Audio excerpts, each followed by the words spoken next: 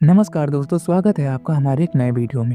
आज के इस वीडियो में हम बात करने वाले हैं एयरटेल, बीएसएनएल, बीआई और जियो के नेटवर्क के बारे में और जानेंगे कि सबसे बेस्ट सिम हमारे लिए कौन सी है, हमें किस सिम में सस्ते रिचार्ज प्लान देखने को मिलते हैं और कौन सी सिम हमारे लिए परफेक्ट है। तो सबसे पहले हम बात करते हैं इन सभी सिमों के रिचार्ज के बारे में। दोस्तों, आज के समय में मोबाइल हमारे जीवन का सबसे जरूरी हिस्सा बन चुका है। सुबह आँख खुलते ही सबसे पहले मोबाइल देखते हैं।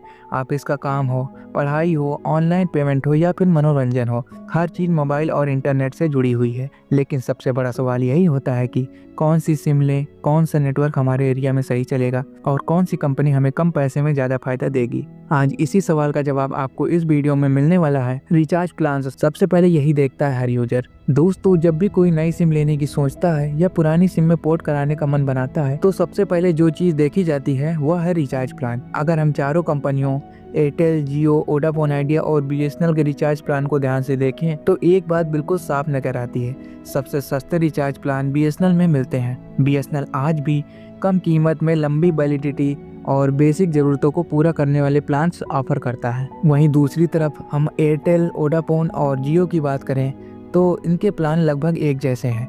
मतलब कीमत भी लगभग समान, डेटा भी लगभग समान और वैलिडिटी भी ज़्यादा अलग नहीं होती है। ओटीटी का झांसा हकीकत क्या है? अब यहाँ एक ज़रूरी बातें समझने वाली हैं। जियो, एयरटेल और वोडाफोन आइडिया अपने रिचार्ज प्लान के साथ Netflix, Amazon prime, Disney plus, Hotstar जैसे ओटीटी बेनिफिट्स देते हैं। सुनने में तो ये बहुत अच्छा लगता है, लेकिन असलियत कुछ और है। ज़्यादातर लोग या तो इन ओटीटी बेनिफिट को एक्टिव ही नहीं करते या फिर उन्हें पता ही नहीं होता कि उनके प्लान के साथ ओटीटी फ्री मिला हुआ है। यानी पैसे तो दे दिए लेकिन फ़ायदा नहीं उठा पाए। दूसरी तरफ बीएसएनएल है जिसमें ओटीटी जैसा कोई लालच नहीं है, लेकिन जो लिखा होता है वही मिलता है। कम कीमत, सीधा साधा प्लान और बिना किसी कंफ्यूजन के। सब्सक्राइबर्स काउंट, लोग किस पर ज़्यादा भरोसा करते हैं? अब बात करते हैं सबसे ज़रूरी फैक्ट की, सब्सक्राइबर बेस।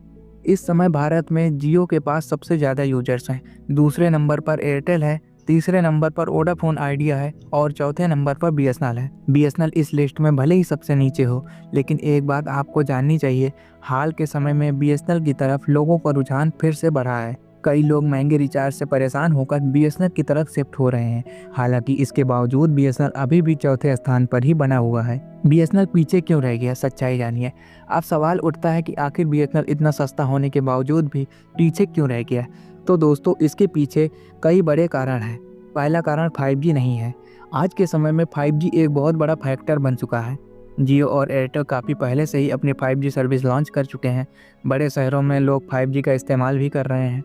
वहीं बीएसएनएल अब तक 5G लॉन्च नहीं कर पाया है। हालांकि खबरें ज़रूर आती रहती हैं कि बीएसएनएल 5G पर काम कर रहा है और आने वाले समय में 5G लॉन्च किया जाएगा। लेकिन जब तक ग्राउंड पर 5G नहीं आता तब तक यूजर इंतज़ार ही करता रहेगा। दूसरा कारण है 4G की कमी। बीएसएनएल की सबसे बड़ी कमजोरी अभी भी उसकी 4G सर्विस है।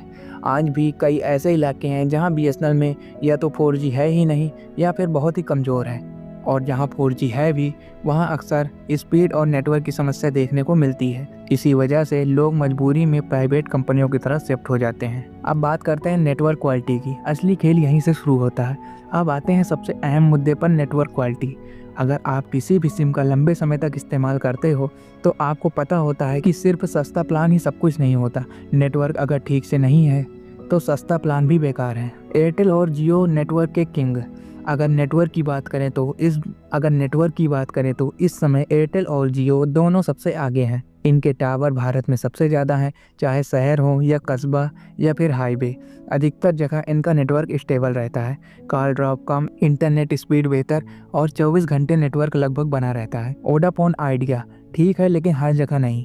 वोडाफोन आइडिया कुछ एरिया में बहुत अच्छा नेटवर्क देता है, लेकिन कई जगह पर इसके टावर दूर होने की वजह से नेटवर्क कमज़ोर पड़ जाता है। खासकर घर के अंदर या फिर भीड़ भाड़ वाले इलाके में समस्या ज़्यादा देखने को मिलती है। बीएसएनएल कहीं बहुत अच्छा है, कहीं बहुत ख़राब। बीएसएनएल का नेटवर्क थोड़ा अलग टाइप का है। कहीं कहीं बीएसएनएल आपको बहुत ही शानदार स्पीड दे देता है, लेकिन कहीं कहीं नेटवर्क बिल्कुल से गायब हो जाता है। बीएसएनएल को अभी बहुत बड़े स्तर पर 4G टावर लगाने की ज़रूरत है। मेरा रियल एक्सपीरियंस, अब मैं आपको अपना पर्सनल एक्सपीरियंस बताता हूँ। मेरे शहर में एयरटेल, जियो, वोडाफोन और बीएसएनएल चारों के नेटवर्क उपलब्ध है। मैंने सभी पर स्पीड टेस्ट किया है। कभी कभी बीएसएनएल की स्पीड जियो और एयरटेल से भी ज़्यादा मिल जाती है और कभी कभी BSNL की स्पीड इससे बहुत कम हो जाती है, यानी BSNL में कंसिस्टेंसी नहीं है। सबसे बड़ा फर्क नेटवर्क स्टेबिलिटी का है। एयरटेल और जियो में मुझे 24 घंटे लगातार नेटवर्क मिलता रहता है। BSNL में कभी कभी नेटवर्क सीधे नो सर्विस में चला जाता है। वोडाफोन आइडिया का टावर मेरे घर से थोड़ा दूर है, इसलिए घर के अंदर कई बार नेटवर्क की दिक्कत आती है। गवर्नमेंट वर्सेस प्राइवेट फर्क समझिए। एयरटेल, जियो और वोडाफोन तीनों प्राइवेट कंपनियां हैं। इनका काम करने का तरीका तेज है, वहीं BSNL एक सरकारी कंपनी है। इसी वजह से BSNL में काम की रफ्तार थोड़ी धीमी होती है, लेकिन इसका मतलब यह नहीं है कि BSNL खराब है। अगर आने वाले समय में BSNL अपने 4G और 5G नेटवर्क पर ठीक से काम कर ले तो यह गेम पलट सकता है। 5G रियलिटी हकीकत क्या है? अब थोड़ा 5G की सच्चाई समझ लेते हैं। आज भले ही जियो और एयरटेल 5G दे रहे हों, लेकिन हकीकत यह है कि 5G अभी भी ज़्यादातर शहरों तक ही सीमित है।